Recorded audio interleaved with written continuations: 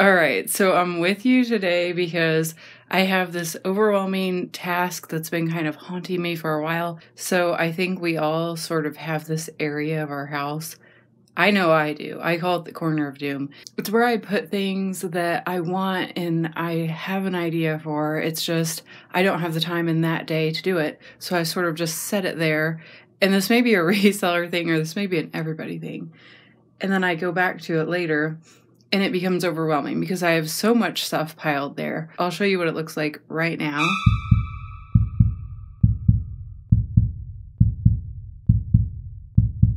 Because that's overwhelming. My new strategy is I pull things out and I'm going to attempt to tackle this bit by bit. My issue is I love to get things secondhand because it's great on the environment. It's great on my wallet. It's just everything I'm like passionate about, right? So the thing is, a lot of this stuff I'm realizing it really only has value to me. If I'm able to turn it into something, then it can have value for someone else. I am selling a lot of the fabric as is, but here I've pulled several things, as you can see, and we've got more down here and more. So we're going to see what I can pull out of here and sort of turn into something that is usable, and hopefully I can either use it myself or find a home for it through my online shop. So let's get started. Speaking of big projects, look at what we gave Bella to work on. Bella! Let her come to it. Hopefully she doesn't eat the bow. Can I take the bow off? Yeah. When? Let's see what she does. She doesn't even know where to start with it. I should probably take the bow off. It's too heavy for her. Oh my goodness. I just thought it was funny how ginormous this bone was, almost as long as Bella herself. Well, that should keep her busy for a while. Let's check back in on her in a few. All right, for the first project, I'm taking this scrap leather that I have and I'm cutting strips because I want to hang up these wire baskets in my office.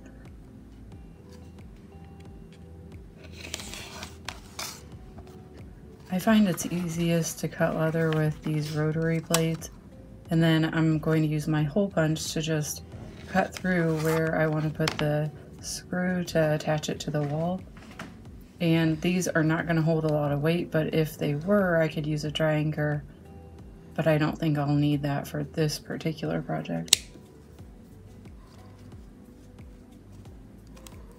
Okay, so I'm doing, here's one, but I'm doing 1, 2, 3, 4 baskets, so I need to do at least 8 of these, and then I'll show you what it looks like.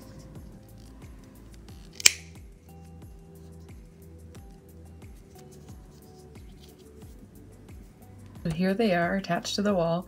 You may be thinking, why did I pick these baskets with holes in them really? It's because I want to put my florals, my faux like greenery that I'm working on in that particular season. Just have it up there and out of the way.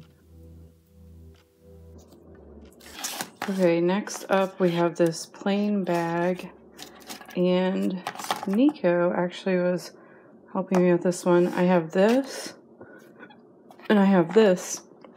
I'm going to try to attach them to the bag and also embellish this. I call it a bag because I picture it as like a summer purse, even though obviously it's a basket, but these are really cute for just not your everyday purse, but like you're going to an event and you just want extra kind of fun little bag. I like these for that, and I love little baskets as bags, so that's what I'm going to try to do with this. Alright, so I've actually never tried to sew anything onto a wicker basket sort of thing, so I was struggling to figure out how to do that, and I decided the easiest way would be to take some wire, like some really thin wire, and it's so pliable, but it goes through easier than yarn, and then just sort of attach it like that on all the main anchor points, and then go back with my thread and go in and really get it on there to where it will stay. But I like the idea of using thread versus glue on my projects going forward as much as I can, because for the person that purchases it, it's just a better quality. And also, if they ever decide they want to take it off, or me, if I'm using it and I want to take it off, I have that option. Versus with glue, it's like you're kind of stuck with it. It leaves a lot of gunk on the final product. Alright, now I didn't show this, but that little hinge, I decided to replace those. My husband helped me attach them because they were just sort of like kind of dingy, and I wanted to refresh those. Sewing this was a lot harder than I thought it would be. It was very time consuming, so I just threw on some music and went for it. Let me show you what I added. Instead of just having it be the knit, I went ahead and added this white trim that I put this pink wire through to give it some, I don't know, just a little bit added interest. And then I did the same thing on the top. I added a bow.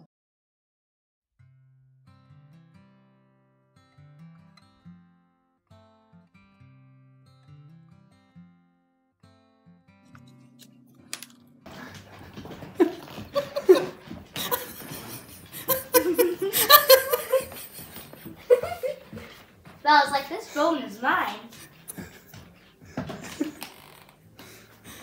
Probably better lay down and eat that thing.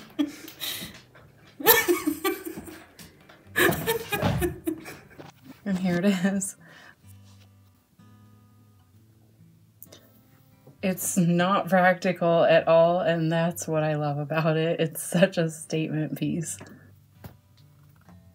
Okay, next I have a lot of these vintage stamps just sitting around, and I want to attempt to try to stamp them onto fabric and then heat set them so they're permanent, essentially. So I've never done this, so I know what I need to do first is use the fabric medium here, mix it with the paint, because that's what's essentially going to turn my acrylic paint into fabric paint, because I don't want to just get fabric paint when I have so much acrylic paint in the colors I already like.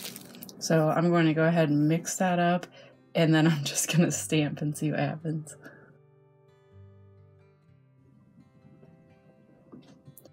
Alright, so it wasn't really working that well. I think I was adding too much paint. So then I went and I got my stamp pad and did some black ones just to see the difference. So far this is what we're working with. I think I want to try some different materials. So I have clay and I have more leather. So I'm going to sort of see if I can stamp into either of those and just show you what it looks like when I'm done. Okay, so I've never worked with this sort of clay before. I think it was called foam clay, but it's stuck to everything. It's just, I did not like working with it at all, but I figured since I already had it out, I'll stamp a few things and see how it goes.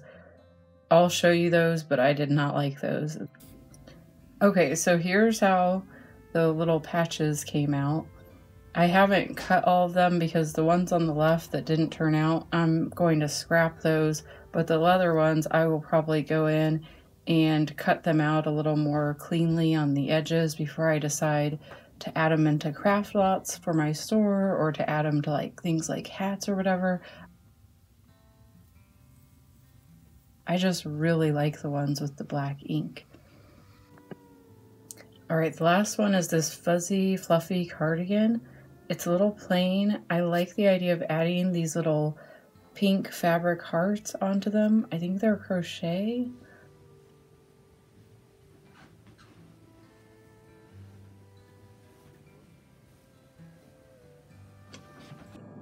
I quickly realized I need to hand stitch them on because they're going to go over the pockets, and if I sew them with the machine, it will just sew right through and the pocket won't be functional, which will be pointless.